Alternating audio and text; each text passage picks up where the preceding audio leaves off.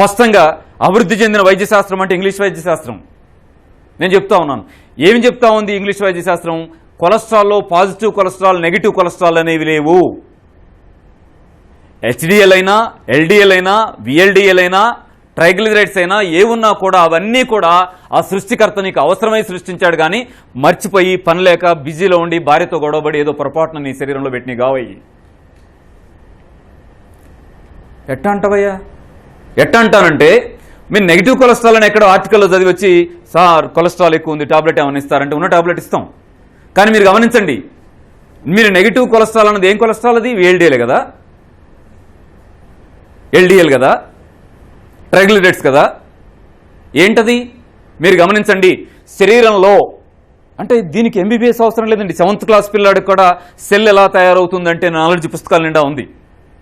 మీ పిల్లాడి బుక్ తీయండి చాలు. దాంట్లో ఏముంటుందంటే సెల్ పై కర్పరం తయారు కావాలంటే ఎల్డిఎల్ తోటే తయారవుతుంది. న్యూక్లియస్ పై పొర తయారు కావాలంటే ఎల్డిఎల్ తోటే తయారవుతుంది. న్యూక్లియోలస్ ఏర్పడిన తర్వాత లైట్గా దాన్ని ఏమంటాం, విభజన జరగాలంటే, వాలీబాల్ లోపల చిన్న బాల్ అంటే ఆ చిన్న బాల్లో ఇంకో చిన్న బాల్ లాగా ఉంది, ఆ విభజన జరగాలంటే కూడా ప్రతి సెల్కి అంటే నెగిటివ్ కొలెస్ట్రాల్, పాజిటివ్ కొలెస్ట్రాల్ అనే మన ఫీలింగ్. అదేమిటి? నెగిటివ్ కొలెస్ట్రాల్ కాదు, నెగిటివ్ మీరు అంటున్న ఎల్డిఎల్ఏ లేకపోతే బాడీ నిర్మాణమే లేదు.